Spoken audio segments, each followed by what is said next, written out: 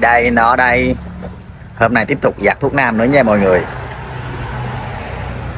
Khúc gỗ mai. Cái cây này là mình lấy từ hồi Tết tới giờ gần nửa năm rồi mà chưa có làm tới nó nè. Dáng này dáng gì đây? Có cái thế sẵn luôn nè. Rồi lắm. Khúc này đẹp nha. Thấy gì chứ nó đẹp đó. Hello mọi người, xin lỗi mọi người vì đã làm phiền nữa ha. Thì hôm nay shop của mình về thì một mớ thun bờ rì size chính hãng đúng không mọi người.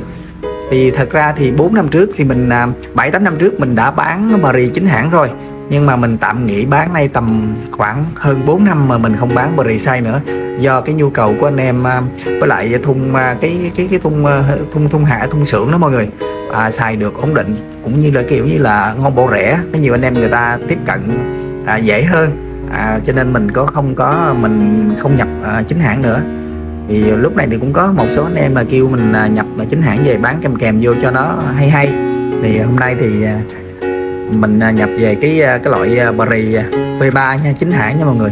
Thì đây là mình sẽ cắt là 90k 1 mét bao phụ kiện cho anh em luôn ha. Bờ rì V3 chính hãng.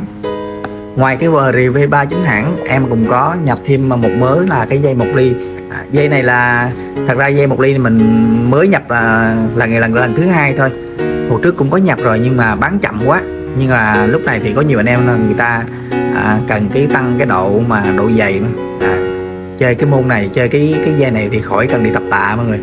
Dây 1 ly cái màu mật ong thì nhìn cái màu thì anh em biết ha, nhìn nó quá chất lượng luôn. Mình không phải mình bán hay mình khen cái dây của mình, nhưng thực tế là mình đã bán ra rồi. Có một số anh em người ta nhắn tin lại bảo là dây này nó ngon lắm, nó bền, nó phù hợp cho anh em nào mà thích mà kéo cái cây vip 10 ấy mọi người. Còn giống như là những bác mà bắn hay cái truyền thống hồi xưa người chơi cái tung khoanh á, rồi kéo nặng quen rồi á, bây giờ chơi lại những cái tung mà loại mỏng á, cái mấy bác cứ nghĩ là sợ là bị đứt, cho nên là phải kiếm lại những cái loại mà nó dày xíu. Thì hôm nay là shop mình cũng đáp ứng cho tất cả mọi người luôn ha. Dây 1 ly và bờ rì size chính hãng V3 ha, 90.000 1 mét. Còn cái dây này thì 1 ly thì giá nó lại hơi cao thôi mọi người, tại vì nó dày á, thì giá thành nó hơi cao hơn. Với lại là mình cũng có là cắt theo yêu cầu, cắt theo tất cả những cái sở thích của mọi người luôn. Chỉ cần anh em các bạn các cô chú nào mà cứ cho cái thông số đi, nhưng mà trong khả năng của mình cắt được hết luôn ha. Rồi cảm ơn tất cả các bạn đã xem video luôn ha.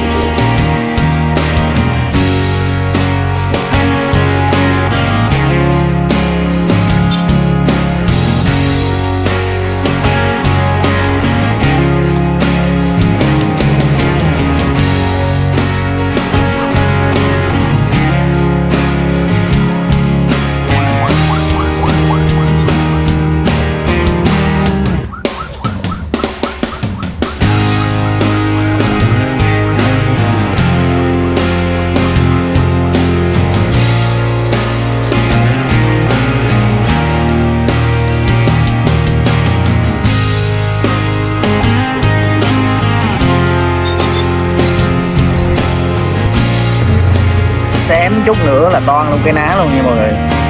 Mình lỡ làm phạm có chút xíu thôi là mình giờ nữa, nãy giờ mình sửa nguyên cái phơm thành cái phơm khác luôn, khổ thân thì chứ. Vì có một miếng một thôi, ông bà xưa nói đúng rồi thiệt luôn á, trật một ly đi một dặm luôn, làm chất quất là làm thành cái mẫu hổ nữa, xíu nữa là toan luôn cái ná này.